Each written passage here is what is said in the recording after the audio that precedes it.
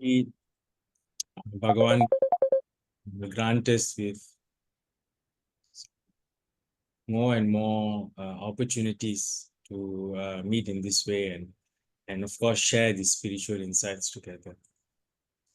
Okay, let's move on. Last week we stopped at this slide and its implications. So the question which was posed to the audience was what are the deeper significance of Lord Rama and Sita in the Advaitic perspective? Okay, and the implication was, okay, Rama symbolizes divine strength or Paramatma, and Sita represents the material creation, which is Maya. Their marriage signifies the union of this divine principle, Purusha, and the nature, Prakriti. In the Ramayana, Rama and Sita's union is seen as the perfect balance of divine will and material existence. So how do we tie this with the Advaitic perspective for the Advaitic understanding? There are no wrong or right answers. I think Sister Sharmini and a few other brothers and sisters shared their insights into this matter. My take on this is their union illustrates the non-dual nature of reality, where all diversity is a manifestation of the same underlying reality, which is Brahman. So this actually highlights how the story of Rama and Sita reflects the core Advaita Vedanta teaching that all forms and diversity are expression of the one dual reality. Okay.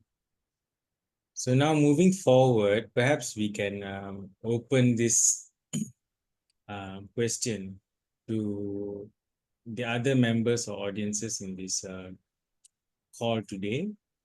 And maybe the question is, how can we realize this? How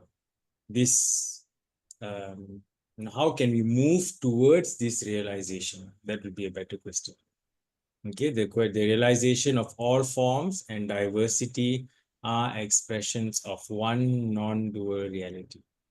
How can we move towards that? How can we apply this in our, what kind of sadhana or spiritual endeavors that we can take in order for us to move closer to this realization? Okay, anyone?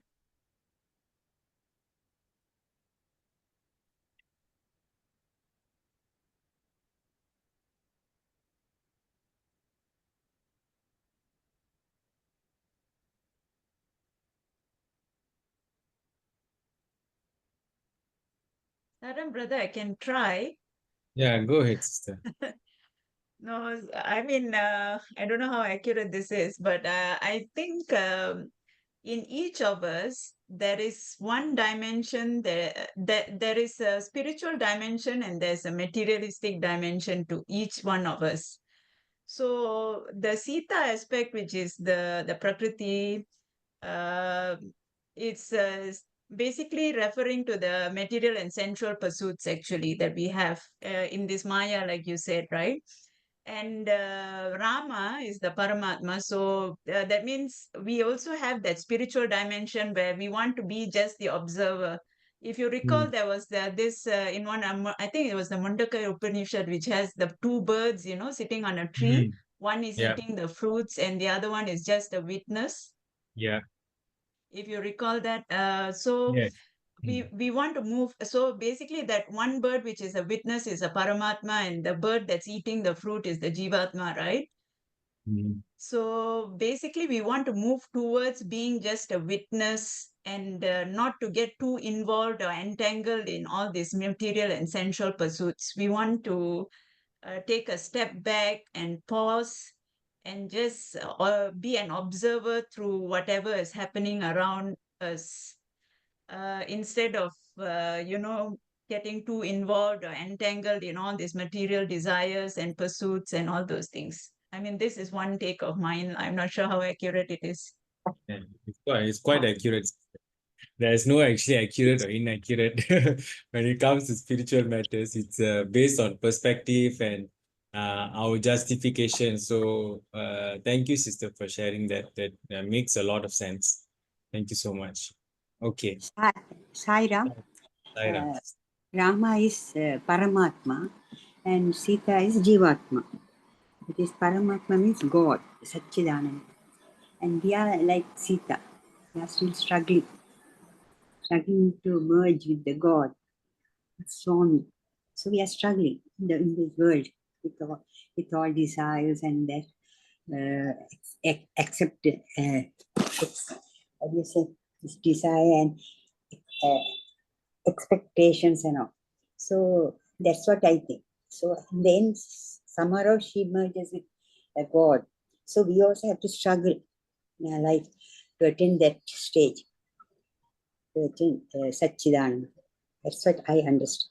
Saira. Sairam, thank you, sister. Thank you so much for sharing. So Sister Rajeshwari has a different take. Sita is the Jivatma and Rama is Paramatma. So we are moving towards, it's somewhat similar to what Sister Sharmini said, but Sister Rajeshwari brought up the point of the Jivatma struggling to reach up the Paramatma. Okay. Thank you, Sister Rajeshwari. Anyone else? Sairam, just sharing a little, hopefully related lah, hopefully related. So Rama we know is Paramagma, and so how do we go towards the Avikta?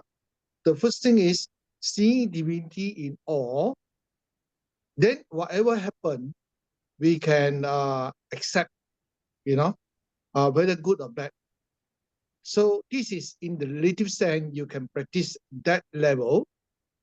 And then also everything happen is actually a divine drama. So we don't say, we don't get so hurt when things happen, right? Because it's a divine drama. And we also know there's probably a cost to whatever happened, a cost to what happened for the good of ourselves, which we might not be able to see it now. So if we treat it as, God's blessing or God's grace, or there is a higher purpose why this thing happened to us, we are not so, what I call, so divided or so unhappy with God or something like that, right? We don't blame God and all that. We know there's a reason, but we can't see far-sighted, rather short-sighted, So just like Sita, when she's attracted to the golden deer, which is worldly, then she becomes separated from Paramatma, right? Until he come back to Rama. So that also show that the worldly thing are all temporary, and it also had a lot of weaknesses in it, right? It's just like Sita being caught, right? The way I see it, probably not inside here, but we all know that we have to do our sadhana and our meditation to reach the level where we can reach Avikta. Sairam. Sairam, thank you, Brother James. Thank you so much. And when Brother James said, he mentioned about how when Sita gets caught into the material position, when she wanted the golden deer, and that's when she left Rama, and then perhaps like Sister Rajeshwari said, we struggle, and then finally Sita goes to an ordeal, living in Ravana's Lanka, and eventually reunited with Rama. So there could be a story of the Jivatma taking a detour and then eventually coming back to the Paramatma. Okay. Thank you, Brother James. Sairam, it is, Sairam. yeah, Sairam, brother. It is something quite like the yin and the yang, right? Like Swami has said, there is no day without night, there is no joy without pain and all that. So I think when we live in this mortal world, both these are present. Like one will represent the yin and the other represent the yang. Like Rama represents maybe the yin and Sita represents the yang. We need these two to when we exist in this world. So I'm just thinking maybe something like that. Yeah. Yeah. Mm. Sai Ram, Sister Jenny, you're very right. Very right. Thank you. Thank you, everyone. So we have a wide variety of answers describing this understanding here or this concept here. Though this is just a concept, trying to live the life where this is our reality is what it all boils down to. So perhaps we, in our own ways, maybe we can reflect and find out what are the steps that I can take in order for me to experience this, not just as a concept of understanding intellectually or mental gymnastics, but as an experiential thing. And so, of course, our sadhanas are important. And as Brother James mentioned, the sadhana is the key factor which brings us closer. And of course, we are already a very privileged group or community, because we have, as Bhagavan always says, we have the birth of a human Manushatva. And then we have the desire for liberation. All of us have the desire for liberation. That is why we are here, to know more about how we can attain that liberation, the mumukshatvam, and finally, we are all associated to Bhagavan. And so Mahapurusha Samshraya, so we are all within his fold, and he will surely guide us from moment to moment, and in our own personalized way. That is the speciality of Bhagavan. It's not, everybody follow the blanket rule. Of course, there are blanket rules, the 5 human values and the principles and the code of conduct. But he tailors everyone based on where we are at the moment. And that is why we see during our satsangs, we see a lot of different perspectives from different people. And from that, we can learn that, everyone is at a different stage. And there is no such thing as, a one person higher, one person lower. It doesn't work like that in the spiritual realm. Perhaps in the material realm, that's possible. But in the spiritual realm, we won't know. A very good example is this in India. I'm not sure if you've heard of this saint Papaji. Papaji is actually Ramana Maharishi's direct descendant, and so he actually lives in one part of India. And growing up, he used to play with Krishna. So he's so innocent and so playful and so evolved spiritually and so pure that he is always in contact with Krishna, and he can see Krishna, he can talk to Krishna and communicate with Krishna, and Krishna responds to him in that way. And so one day he met Ramana Maharishi. The story is quite interesting. When he met Ramana Maharishi, because he wanted to know more about spirituality, and he just somehow or other he ended up there in Ramana Maharishi's ashram. And then Ramana Maharishi came and spoke to him, and he said to this Papaji that whatever which comes and goes cannot be real. It's so profound. He says, whatever comes and goes cannot be real. If your experience of Krishna comes and goes, then it cannot be real.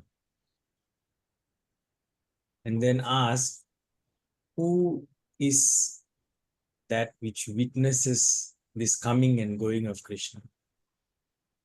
And stay in that silence. And that is when Papaji achieved realization in this life while he was in his physical form.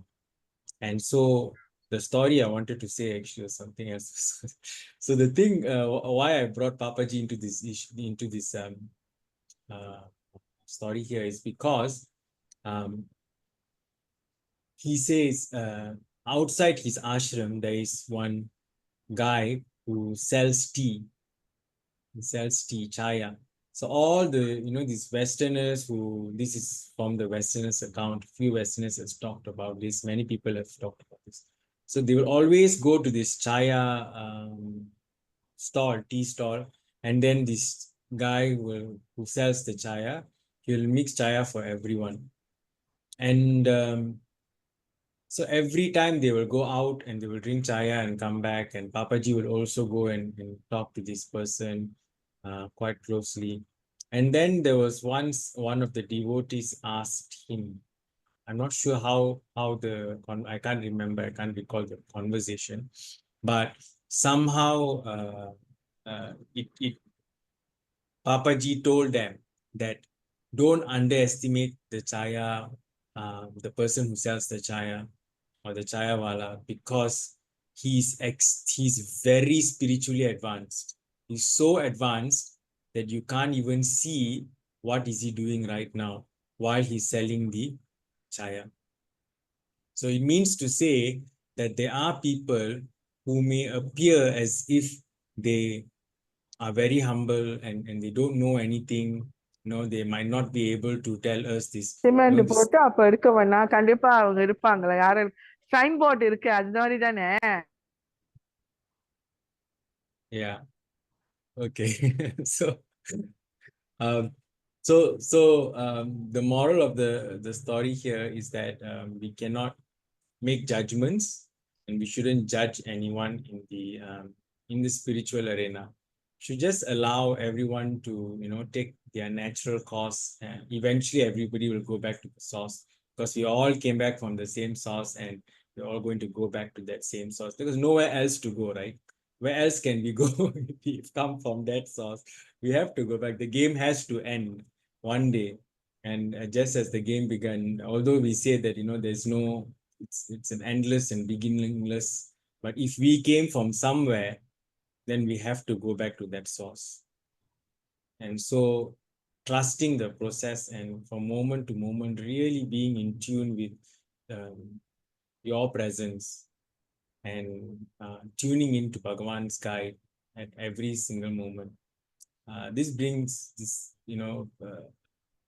maybe I'll just share another story by a few students from Chennai who used to visit Swami. I think most of you might have heard about this story. And where Swami says that, so Swami was quite close to these students, and they were, of course, studying in Swami's university and also his college. And then they had to move elsewhere. So they all moved to Chennai or someplace in India. And they used to come for darshans, and they used to come maybe monthly or so. And one day they were called in for an interview, and they asked, so Swami asked them, how are you? And spoke to them just like loving mother would do. And they all embraced Swami's love, and they were very happy and ecstatic. And then one of them said, Swami, somehow we can't, I have a problem. I cannot feel your presence all the time. There are times that I can feel, the times that I cannot feel. When I'm in Puttaparthi, I can feel your presence, but when I'm in Chennai, I cannot feel your presence, Swami. And Swami's answer is just so profound and so simple. Bhagavan said to him, can you feel your presence in Chennai?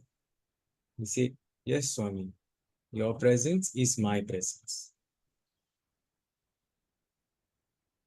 So, dear brothers and sisters, whenever you're going through a difficulty, and when you feel like Swami is not with you, try asking this question: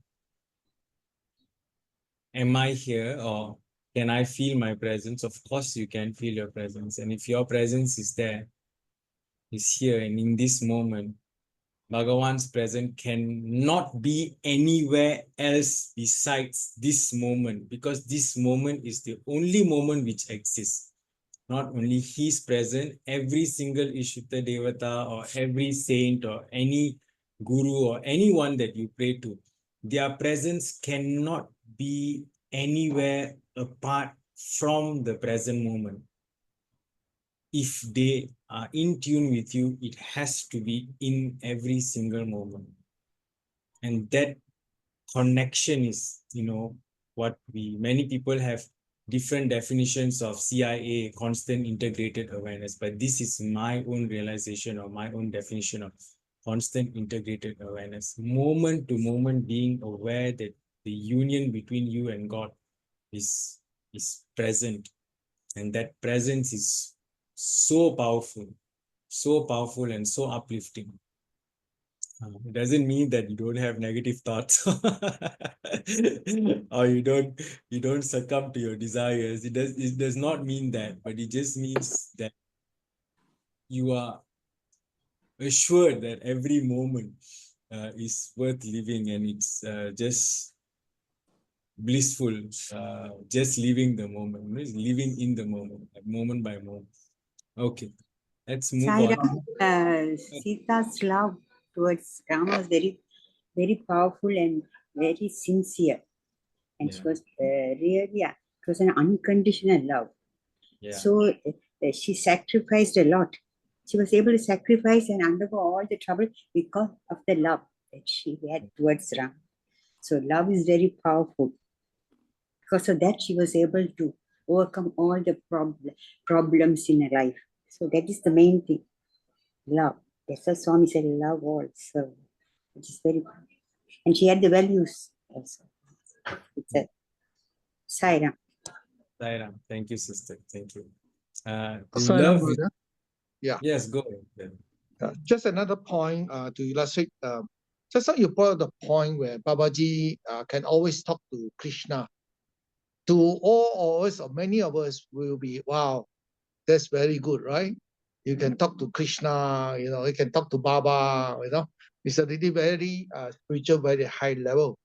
So we also know that that is not the highest state, right? That is not the highest state. That's why Rama Maharshi said, as long as what comes and go is not real. So the real refer to the oneness, the truth, or the Paramatma, right? That's what he said. What comes and go is not real. I think that was the word, that sentence you used, right? Right. Yeah. So the other word that they use is, as long as there is duality, it is not oneness. It's not avicta, right? I think this happened to Ramakrishna when he was evolving to the oneness. The only thing that distracted him was Mother Kali appearing many times.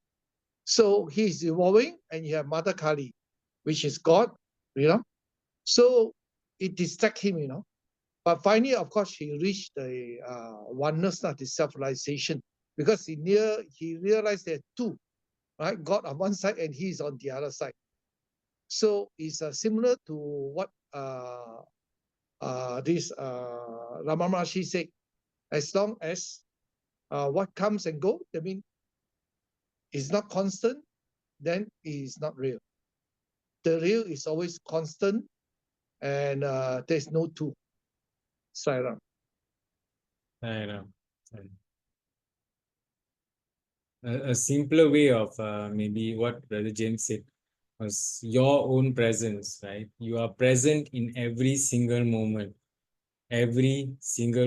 since you took birth on this planet. It's just that whether you are aware of it or not, you are lost in thoughts, or you move into autopilot where you just go on doing again your habitual patterns, where you don't step out and rest in your true self, in your awareness, the sense of I am. That sense of I am, or your own presence, is always there every single moment. You are beyond time. You are beyond space. You are beyond energy. You are beyond all your sheets, your panchakoshas. You are beyond all of that. It's only a matter of how much you can sit with yourself to realize this. If you sit for 5 minutes and, oh, I'm having a backache, so I don't think I can sit with myself, I will just go and do something else, you sit for 10 minutes, oh, my knee is aching, so I cannot sit with yourself. So, you can't, if you cannot sit with yourself, you cannot be with yourself, then every action is moving away from it. Swami always says that if you are not kind and compassionate to yourself, if you are not even loving within yourself, how can you show love externally? So similarly, if you are not peaceful with your own self, the moment you sit down your mind, okay, I need to on the TV, I need to watch TV, or I have the serial I haven't watched yet, I need to watch this, or what's next on Netflix, this movie has come out, I need to go. The moment you sit down, your mind goes into frenzy, jumping from one thing to another, because it cannot bear the truth, it cannot accept the truth that you are beyond it. It cannot see that. So, brothers and sisters, one way to really come into your own presence or divine presence is by just sitting with yourself, just silent sitting, just silent sitting, nothing else. You don't have to do anything. You don't have to chant. You don't have to say anything. If you can sit peacefully with yourself for 20 minutes, 30 minutes, 40 minutes, 50 minutes, 1 hour, 1.5 hours, 2 hours, without doing anything, you just try and see. You will go into within yourself. The peace is supreme, and it expands even beyond your body if you are just always rooted within yourself. So just the invitation for to everyone to try this, sitting just by yourself without doing anything, nowhere to go, nothing to do, nothing to be, just here and now. And every time your mind wants to bring you away, oh, I haven't done this, I haven't, oh, I haven't done my sadhana, I have to go and do my sadhana, which is I need to decorate the altar, do this, or I need to go and do this, my sadhana, this. Every time your mind triggers you to run away from the present moment or be with yourself, be aware of that and go back into your presence of I am, or that which Ramana Maharishi indicated, that which is always here and now, which is you. Okay, let's move on to the second question. The second question for our group is, the worldly experience has three aspects: doer, causal action, and end product. Whilst the spiritual world, there is only the doer. What is the implication of this fact to my everyday sadhana? The worldly experience has three aspects: doer, causal action, and end product. While in the spiritual world, there is only the doer. What is the implication of this fact to my everyday sadhana? Okay. Sister Sharmini, would you like to go ahead? Go forward, I'd say. Sairam, brother, yes. Okay.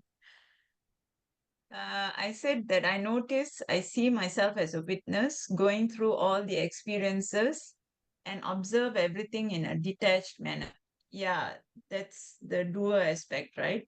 Only the doer. And because that's what we see in the spiritual dimension, right? Only the doer without the causal action and results and all those things. So I just, like I mentioned earlier also, the witness, right? Just be an observer, just be a witness, step back and try not to get too attached and entangled and involved in all the things. Yeah.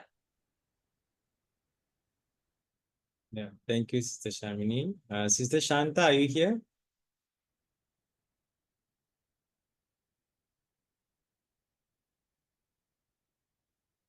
Saram, Sister Shanta, are you here?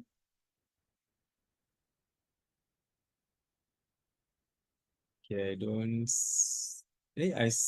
Sister Shanta is here, but is this a different Shanta or? If you are here, sister, you are muted. We can't hear you.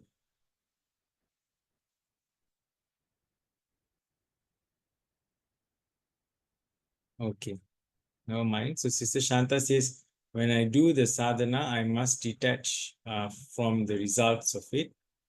Okay. Sister Purnima, are you here?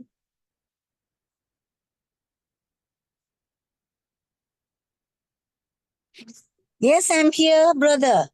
Yes, Sairam, sister. Sairam, Sairam. Would you like to read your answer and explain, maybe share your wisdom and insights? Can you just hold on because I'm in the car? Just okay. Okay. Am I If ready? you are driving, I'll come back to you, sister. No No, problem. I'm a passenger. Okay. Okay. Just do the actions with your best of your understanding. Don't expect for a different experience. Just experience as it is. No division, worldly or spiritually.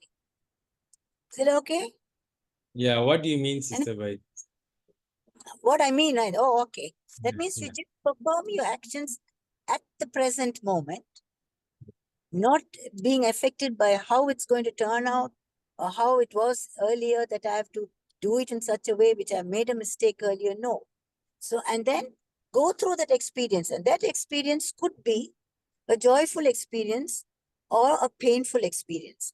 Go through the experience in its fullest, meaning if you're having pain, feel the pain. Don't feel that, oh, this pain is only my body, it's not my.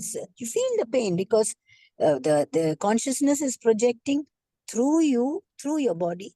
Go through the experience of pain, go through the experience of joy as well. So there you don't divide, worldly and spiritually. There's absolutely everything is just one, and that one goes through the experience.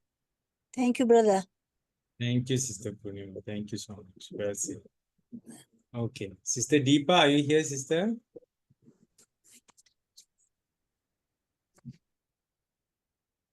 Okay, so what Sister Deepa said was, by surrendering, we come to understanding the ultimate truth and coming out from Mithya. Keep doing the duty and not expecting the fruits. Something similar to what Sister Shanta had said. Sister Cindy, are you here? Yeah, hi, Sairam. And, So I had said something similar to Sister Shamni as well, adapting the perspective of being a witness. So if life is a roller coaster, we shouldn't be the passenger feeling the drops and the race, but be a bystander watching it. But I guess how we can see if we're applying it is noticing our emotional responses. If going through day-to-day life, what we feel, if we're feeling stress, anxiety, then it could be that we're not connected or we're not being the witness. But if we're feeling calm, then it would remind us to go back to play the witness role. And I mean, I think it will also help us to get back to equanimity faster. So being conscious about how you're feeling and then quickly tell yourself, okay, I guess it's normal to, be disturbed when there is something that triggers you, but be able to realize quickly to come back to your equanimity. So that's what comes to mind. Sairam. Sairam, thank you, Sister Cindy. Well said. Thank you so much for sharing that. So I think we had a wonderful discussion on what Sister Sharmini, Sister Shanta, Sister Purnima, Sister Deepa, and also Sister Cindy had said earlier about how they can actually move towards this realization of there is only the doer, there is no the one who is performing the action, and there's no the consequence as well. The causal and also the end product. So there's no this number 2 and number 3. There's only the doer. Okay. Anyone has any take on this question before we move on? Yeah, I think one point to mention is nice, good, very nice discussion, very points. You see, if we know all these things, I mean, all this we understand and we know, then why suddenly we lose our temper? Why suddenly we lose for a while our sense of balance? How come we forget these facts at the time when we need it, you know? So I think this is a very important point. I don't think that we are lacking the knowledge, but I think what happens is if you look at the 4 hands of the gods, one is buddhi, one is mind, manas, then ahamkara, and also chitta. These are the 4 things. So the chitta is where you have the memory.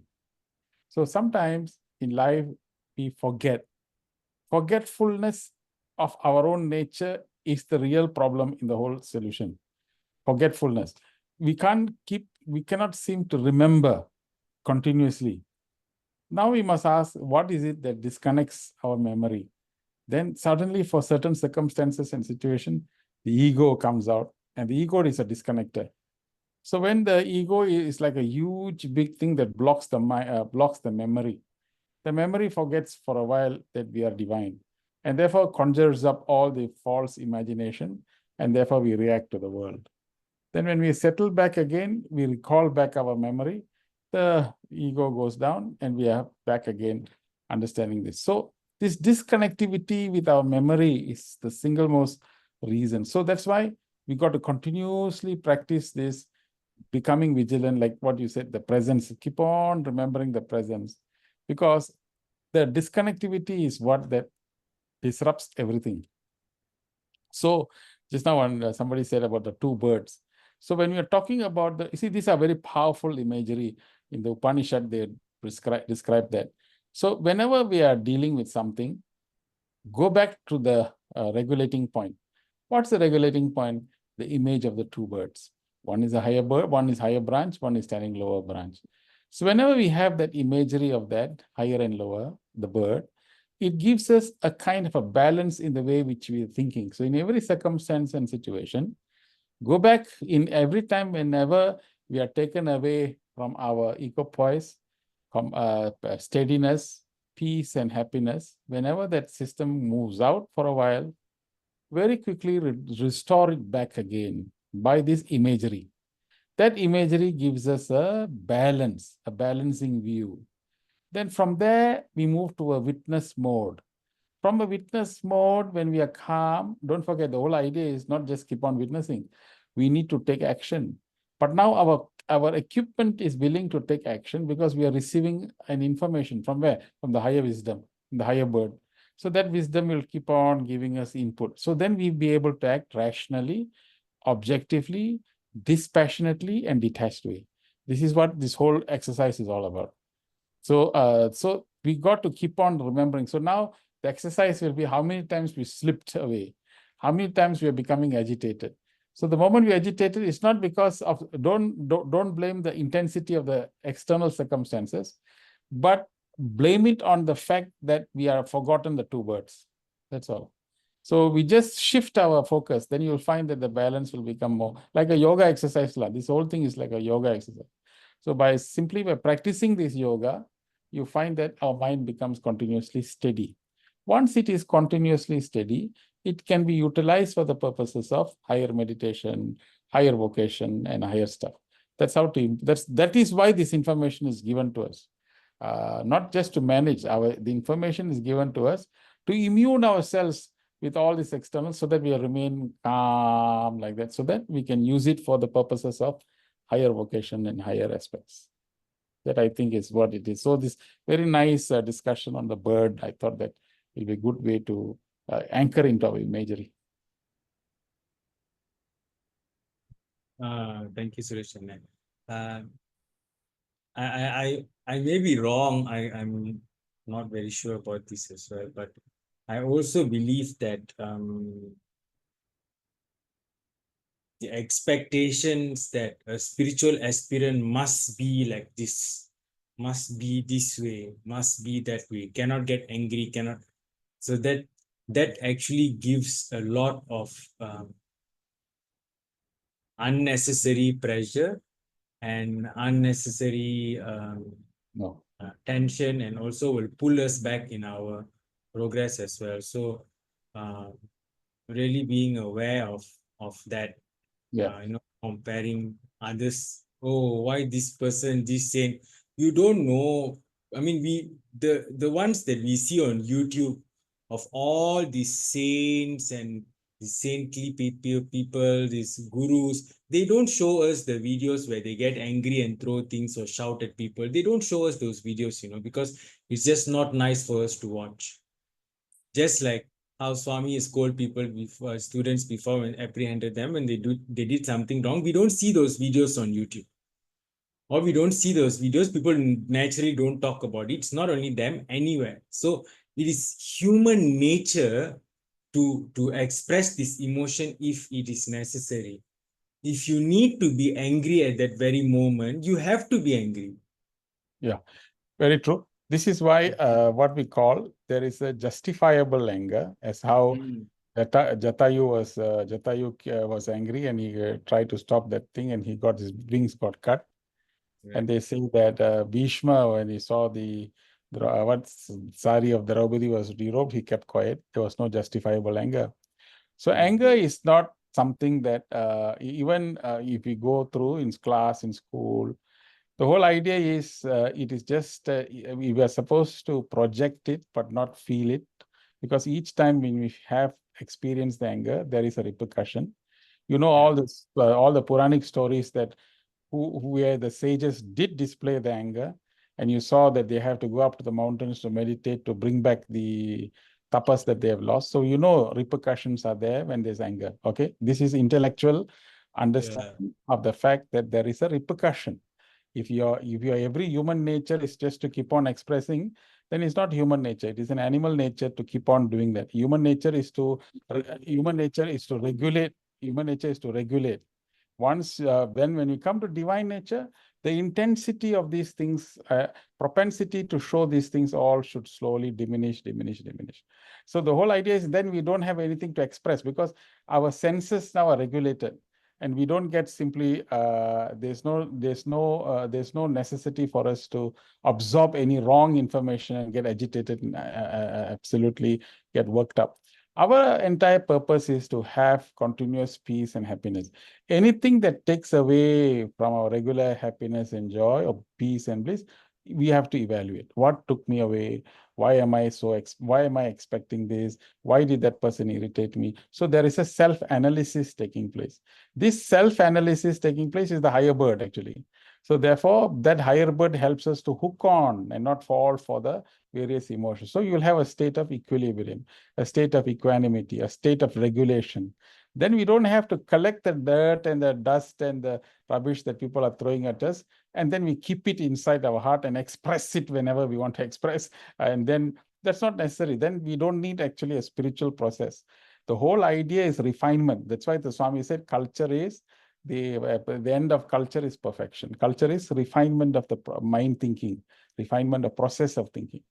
So the whole idea, when we interact with anything, we have to assess what we are interacting, how much we are absorbing, why we are analyzing this way. The whole emphasis is given onto processing. I think like that, that is how I think we should cause. But because when we keep on doing this, what happens is there is a higher effulgence in us. That is what that is going to dispel the ignorance, you see. That's what you're going to project next. Yeah. Saram. just to add a little bit or divert a little bit. I should say why at times we lose ourselves and then we lost ourselves and then get into angry. Of course, Sapitan has also said there's a need to be angry, right? There's a need to be angry. We all know that. But I think the other aspect is while there is a need to be angry to solve the issue or to improve the situation, inside us must be calm, and that is important. Now, the other aspect is even you have done that, you're really angry because it was really something that you want to improve, even your anger cannot improve it. Then what? Then what? You know, there is a need to be anger. Even with your anger, the situation is not solved. Right? So then you come to the next thing. You have done your duty. Then we have to practice what Sapitan always taught us: silent. Nothing much you can do. Even with your anger, you cannot solve the problem. Right? There are these situations true. Right? There are these situations. And recently, I hope everybody understand, there's a need to be anger. Even anger could not solve the problem. Then you need to be silent because you have done your duty. Right? Even you continue also is useless. You know, a situation sometimes are like that. Then the other thing is, recently I saw a video. This I think is a monk or something like that. I was talking about Bhagavad Gita, where Lord Krishna's he asked the question, why do we suffer? Then he referred to Bhagavad Gita. He said, we suffer because of our past karma. Okay, past karma. That's one thing. The other thing is, surprisingly, I mean, I find surprising that he said the other thing is because even you are very good, very pure, very kind person, very helpful person, you also get into trouble. You know, you also caught. Then he say, according to the Gita, he explained, it is the nature. It's the nature that is like that. Even how good, how pure you are, you will still have this situation, right? You will still have this. He said, he explained like the ocean, you know, the ocean wave and the ocean moon. It doesn't matter who you are, the wave will crush you and all that, you know. So it is the nature. This part is a bit, I think very new to you. Probably some of them can explain more detail about the second part, right? More detail. He said it's the nature. Of course, for us, we understand that it is all divine view, all divine play. So we just have to accept it in the end. I don't know whether this is the same version as what he's saying or not. The way I see it, it is about the same. Sarah.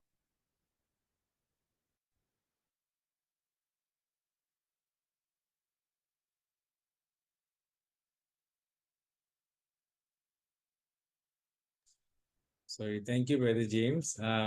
So let's move on to this two birds analogy. It is part of the discussion, and Sister Sharmini had given us a hint at the beginning, and Suresh Anna brought it up again, and it was already in the. I had another illustration of the two birds analogy, but apparently that video won't play if it is shared in an external source. So I had to link it to YouTube, and it was a very tiresome thing. So let's just watch the same two birds metaphor or the analogy, which is from the Mundakya Upanishad, being orated by Moji. Moji is a disciple of Papaji. So Papaji is a disciple of Ramana Maharishi. Moji is a disciple of Papaji. So he's one of the spiritual proponents for Advaita. He doesn't do a lot of, jnana in the sense of memorize like what we do, discussion on Advaitic concept, but he's more of the experiential person. So if you sit with him and if you follow one of his live meditations, quite easily you can reach the stage of deep silence within yourself. And so his silence is quite profound. So let's listen from him what he says. Now, as you begin to be able to observe, I shared before one kind of example that helps many people, that if you can imagine that on the edge of a cliff by the sea, there's a tree. Many of you may have heard this example, but it's worth sharing again. In this tree, on a branch, there is a bird building a nest. You've heard it, no? The bird is building a nest in the tree, feeding its young ones, flying off, bringing worms, whatever, building nests, feeding babies. This bird is going to represent, in this metaphor, represent our life in the world of having a job, raising a family, doing all these things that most human beings right across the planet aspire for or feel that this is what we're meant to do. That's the active one, the dynamic bird, the dynamic life, like that. In the same tree, on a branch just above, sits another bird that looks identical. But this bird is not building anything at all. It quietly looks. And in its view, it can see the first bird activity going on, doing like this. And but it is not building, it's not flying away, it is very still. It's very still. This bird represents the ability to observe with detachment all the activities, all the dance of the elements, everything which is on this side of the eyes, the world of names and form, of movement, of time, change, like that. It can see all that. It is even aware of the world behind the eyes of feelings and thoughts and everything. I'm going to put it that this second bird is inside the first bird. It's the heart of the first bird. And so within our active life, having job, doing things, sending your emails, making a phone call, doing all these things, there is an ability within you, in your conscious self, whereby you can also simultaneously observe all that is happening, and yet in this place of witnessing, it is not so dynamic. There's just a kind of silence. There's a seeing, a noticing, an experiencing, but it is not a sweaty experience. You see?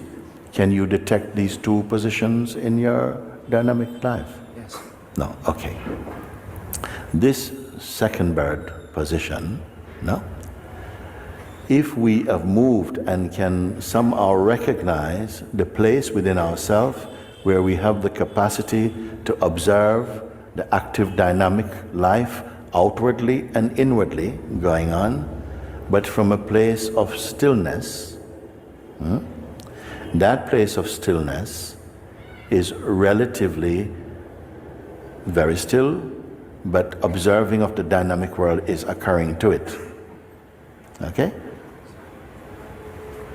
That is called the shift from person, from the dynamic self-doing, active, from person to presence. When we become aware of the capacity to simply observe, not necessarily like this, but in the stillness, there is a perceiving, which is not really a doing, it is just a perceiving is taking place.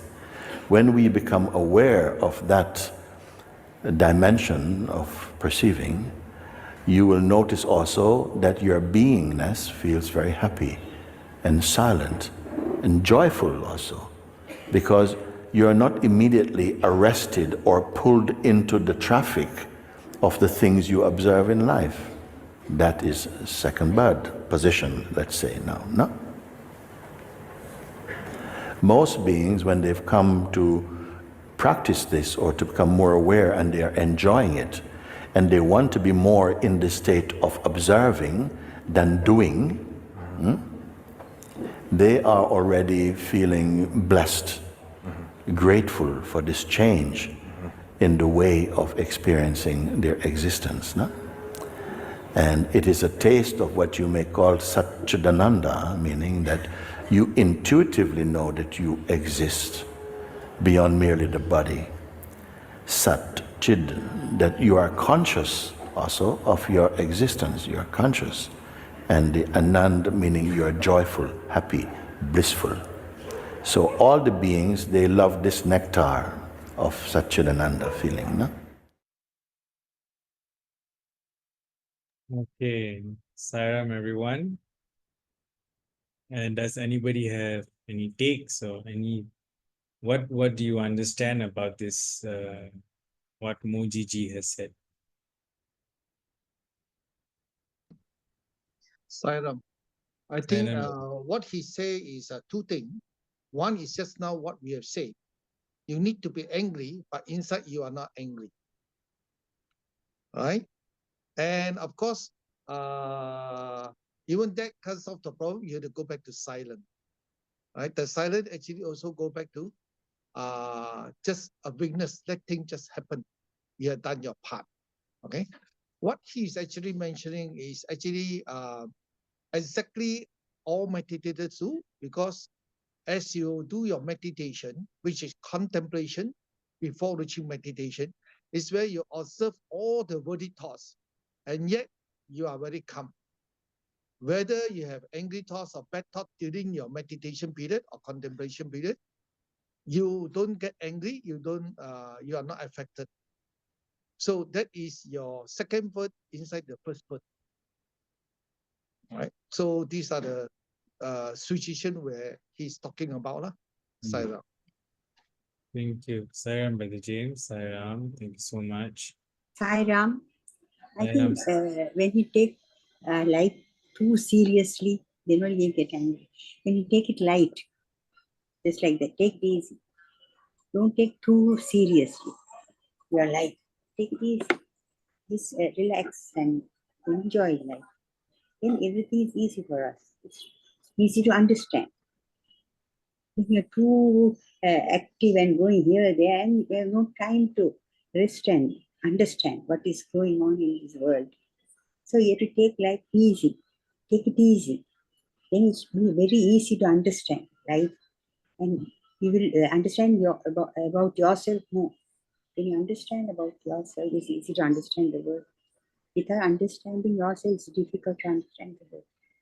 So it makes you so calm and quiet. Everything, the doer is God. When you know that and if you really accept it, you can understand everything. Saira. Sairam. Sabitan, if you Yeah. stop, can I share something with you? Just take out the share. Let me share something. Sure. See, I remember last time. No, sorry. Yeah, let me share.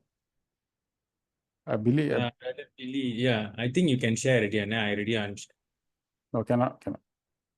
Then Brother Billy has to make you, let me see if I can make you. Yeah, I want to share something which I thought was nice. Yeah, I think Suresh can share now. Yeah. Okay. So this was shared when, okay, can you see this one, this picture? Okay, you see, this was an analogy that was given by Swami Chinmaya when he explained this particular situation. It was a very nice analogy.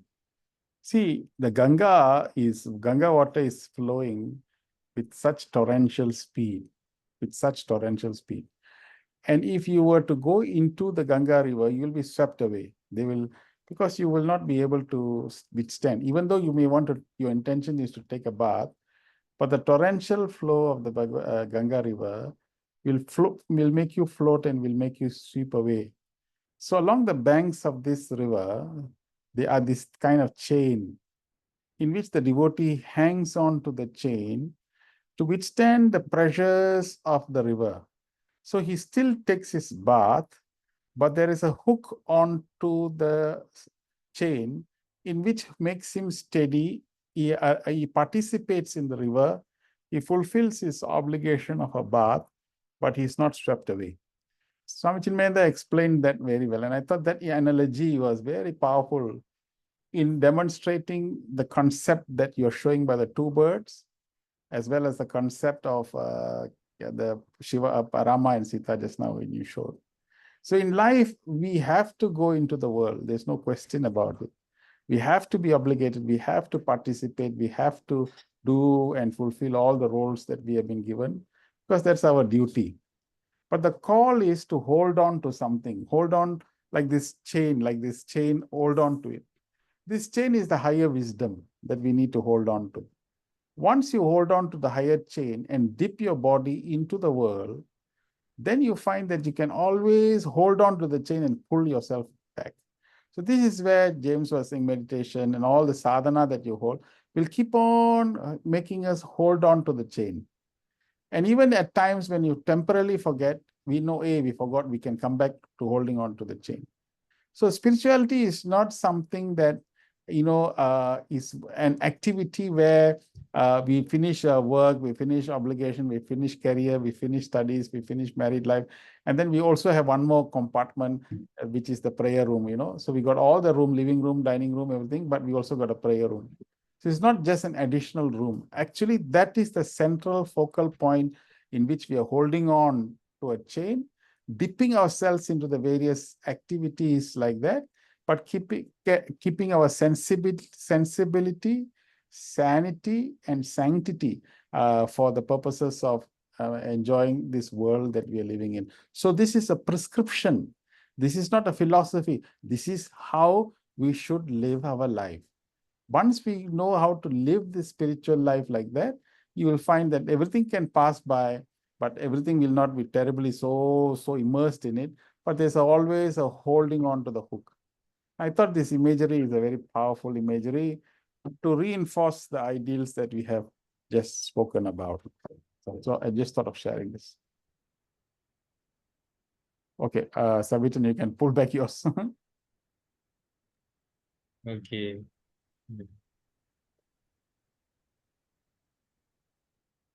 Saram. Saram, Brother James. Saram. Thank you, Brother Suresh. You brought out very, very good illustration, right? But I want to go back to Sister Rajeswari, where he said, do not meditate seriously, which many beginners do.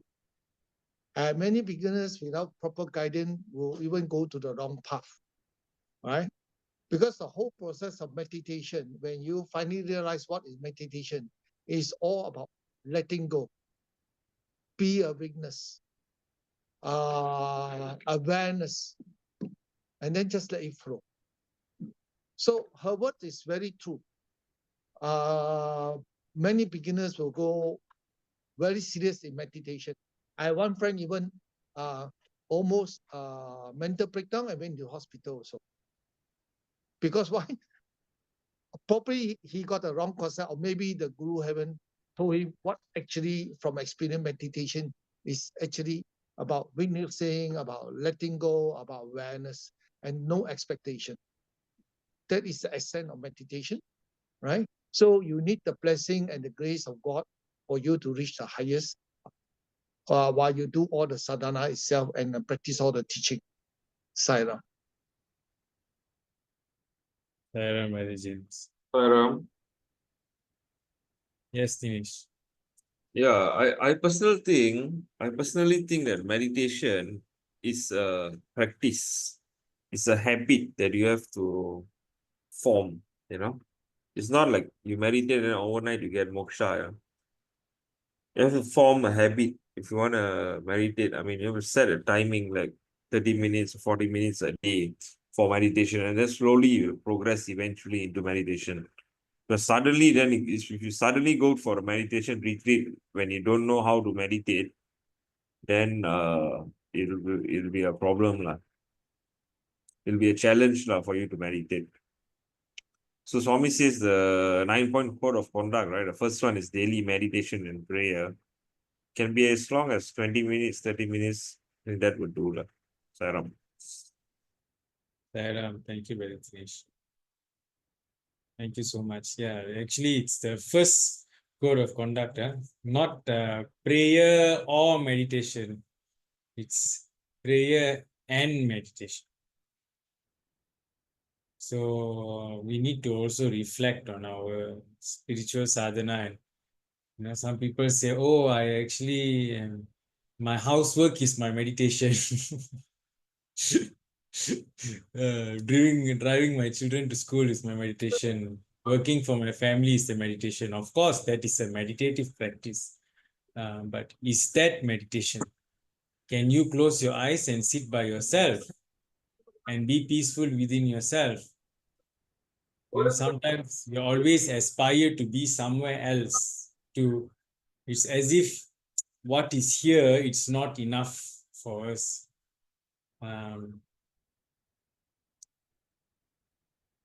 Swami doesn't claim that he's God and we are all his subordinates or devotees. He says that he's God and you too are God. But it's just that I've realized it, but you have not. Yeah, It means to say that whatever needs to be realized is already here and you are already that. What you need to do is just brush, let go, like what Brother James says, letting go of whatever is unnecessary. So you come to your own true self, where you don't need to find, try to be someone or emulate to be another person or another being or anything like that. You can just be peaceful within yourself. You can feel blissful just by sitting with yourself. You don't need any mantra. You don't need to chant the Ved. You don't need to do anything. Just sit down with yourself and you can just feel so blissed out, so ecstatic, just tasting that stillness, that feeling within yourself, your true nature. And that is the ultimate thing, where the bird at the end, the Moji Baba says here that the bird on the top, he observes everything. He knows everything that is happening. Does the bird on the top needs to eat? Yes, it needs to eat. Does he need to go to the toilet? Yes, he needs to go to the toilet. Does he need to do other responsibility? Yes, it most likely whatever bird biologically required by the bird to be performed, of course that bird on top also does it. But is it affected by everything? No, it's not affected. Why? Because it's rooted in itself. It knows its true nature. So similarly, we can also be rooted in ourselves.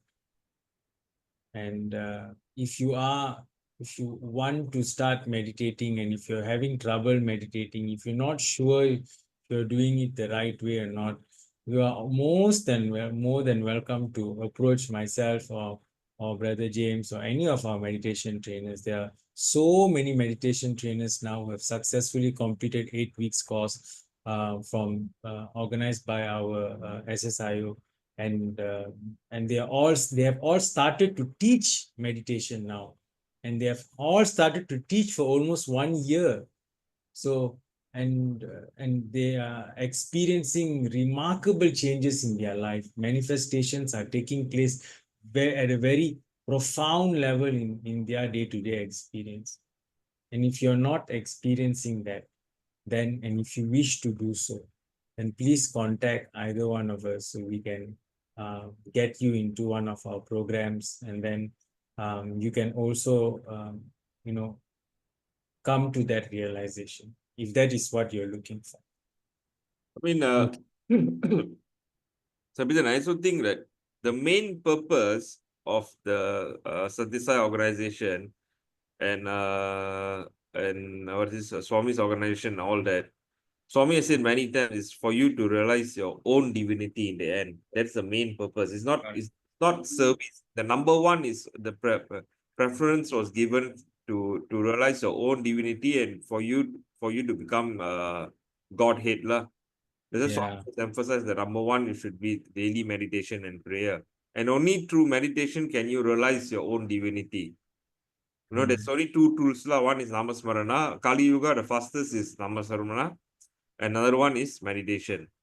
And also many people think that meditation is boring, dull, tedious, but not really, I mean, after several trips of meditation, you can actually be very, very addicted to that meditation bliss that it gives you, I remember I was sitting in Camera Highland and meditating around 4:30 in the morning. about 45 minutes. It was a 10 days meditation retreat. About 45 minutes into the meditation, I didn't want to come out of it. It was so intense. The bliss, you get goosebumps, very intense. So there are some people who, they would say meditation is tedious, but I would suggest that try to meditate every day and see how it goes, because that feeling is incredible. I can't express the feeling. What is it? But that's something that I think everyone should experience, Yeah. Sarah. Yeah. I just want to explain, since the organization was mentioned. Yes, the purpose of the organization is to raise the level of consciousness to divine. That is the purpose. But the entry point to that experience can be from many places. There are people who are very aggressive, very, rajasic in their words. So that for seva is necessary, because everybody cannot immediately sit down. It's not possible. That's why Swami, in his infinite compassion, prescribe the 9 code of conduct, which has got the 4 integral yoga. Through the seva, you can come in. Some people are devotional, and so therefore the bhakti yoga comes in. Then some people are very analytical, so you go through jnana yoga. Whatever it is, whichever path that you take, you can start the journey from that path, but comes to a point where what you're telling, sitting down, meditating, and all that. So it's all a process. But the whole idea is that we need not really worry about which is the process, as long as whatever process that you're doing, you enjoy the process and keep on moving at it with same intensity, with same consistency, and same intention or purpose. We keep on doing it, our own system will take us there. Suddenly, the bhajan singer will forever sing, and the bhajan singer will say, hey, this Sunday, I want to go for seva. He himself will start feeling that I need to go for seva. After so many seva, bhajan, then he'll start, hey, I think I better read up the Swami's books. I rather read up the wine. His system will automatically inspire him to do that. You're on autopilot. You just keep on. Then I feel like doing japamala. I feel like sitting. The natural system will take you there. You need not actually feel very frightened or feel very regimented and feel very compelled to do certain things. Our own inner nature will take us to those experiences and make us feel comfortable. But the main problem in spirituality is consistency. And also the fact that the Maya world will continue to throw a lot of challenges, and we may be too swept away, trying to fulfill those things. This is why we need the particular chain. If you look at the higher birth, the chain is necessary in the Ganga River.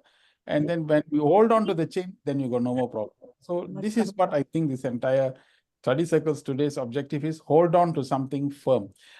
If you want to put it in a nicer concept, what happens is you may have many goals in life, but you must always have one, hold on to an ideal while dealing with a goal.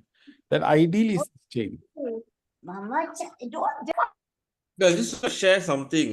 This happened during Akana Bhajan. I go for Akana Bhajan every year, but I didn't experience this. But this year I went for Akana Bhajan. I told myself when I come back, so I'm going to continue Akana Bhajan at home. I'm going to on the radio side, So what I did, 24 hours during waking period, sleeping period, or whatever, did the 24 hours. I went to the center, I came back. I was just listening to bhajans only. I did not on my Instagram, TikTok, nothing, And I actually felt a sense of clarity and peaceful feeling was there, the 24 hours. Then I was thinking, oh, why Swami was saying about bhajans so powerful and all that. It only hit me then. I didn't watch TV. I didn't watch news. I on the TV smart TV. I put on radio side for the last hour, and I actually felt that the bhajan was so powerful. The Ramasmarana. Nice, Dinesh. That's a very nice experience. Okay. Thank you, Brother Dinesh, and thank you, Suresh and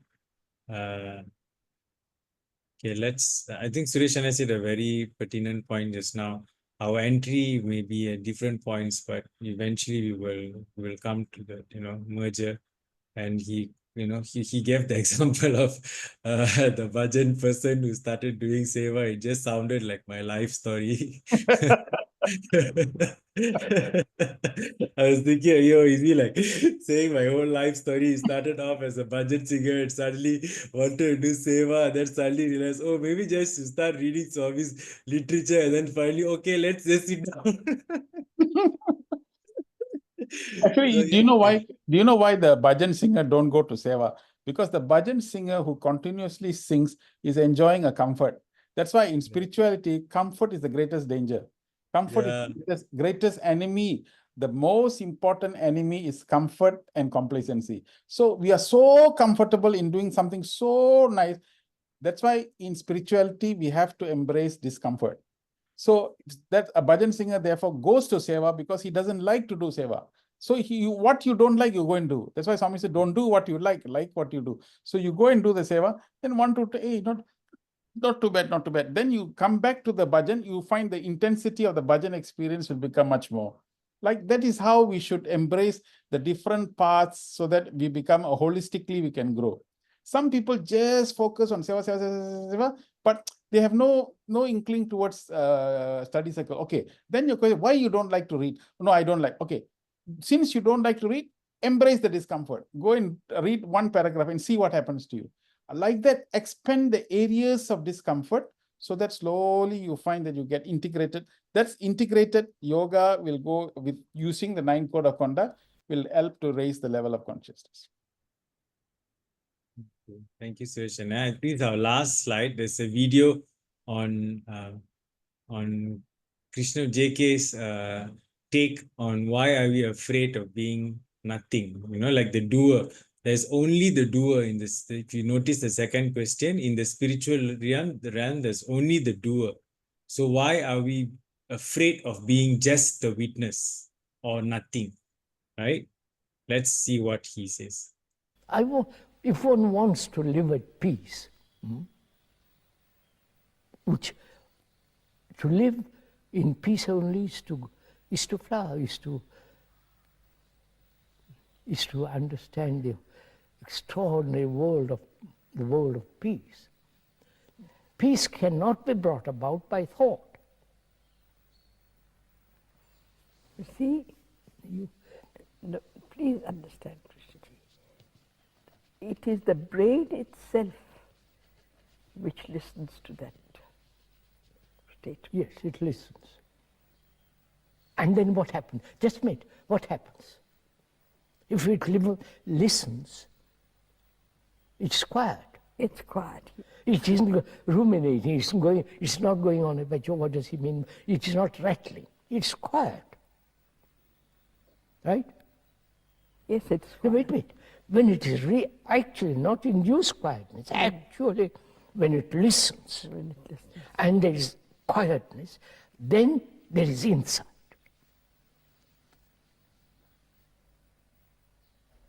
I don't have to explain 10 different ways the limitation of thought. It is so. I see what you're saying.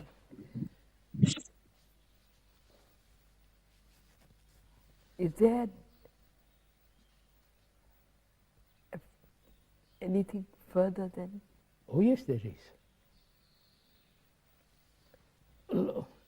There's a great deal more.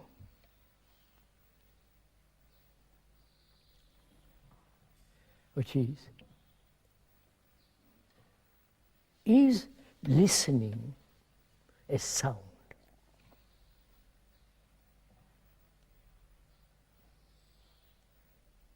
A sound within an area. Or I am listening to what you are saying without the verbal sound.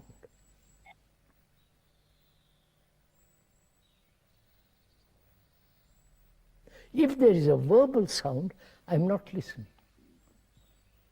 I'm only understanding the words. But you want to convey to me something much more than the words.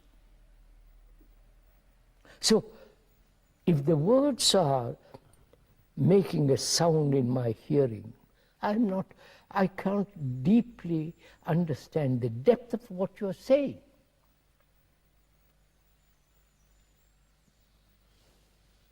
So I want to find out something much more, which we started with the present. Yes. The present is the now.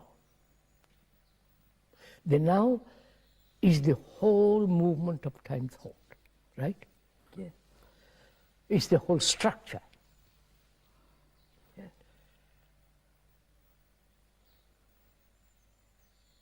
If the structure of time and thought ends, the now has totally different meaning. The now then is nothing.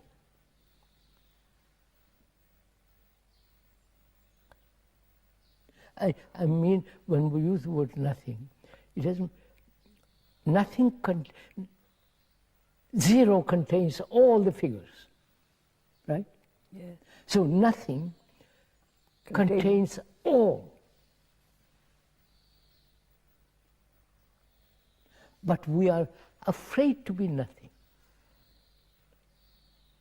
When you say contains the all, Contains, you mean, is it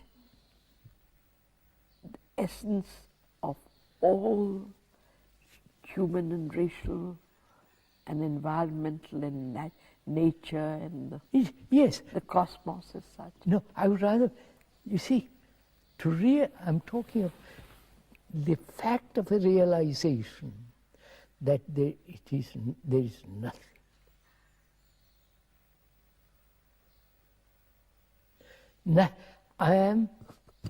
The psyche is a bundle of memories, right? And those memories are dead. They operate, they function, but they are the outcome of past experience which is gone. I mean, movement of memories, right? Now, if I have an insight into that, I am nothing. There is nothing. I don't exist. You said something about sound. Yes. And listening. Listening without sound. Without. You see the beauty of it? But it is possible. When the mind itself is totally still. No, don't bring in the mind for the moment. When the brain is quiet, absolutely quiet, therefore there is no sound made by the world.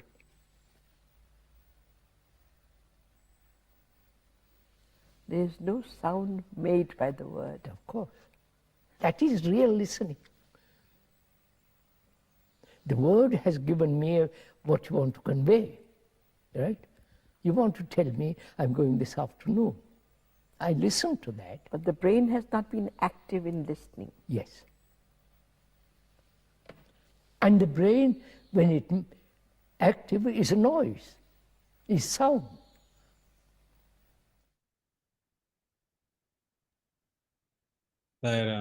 So it is said that J. Krishnamurti is the last manifestation of Buddha on this planet. So his philosophies and way of thinking are very mind-oriented, and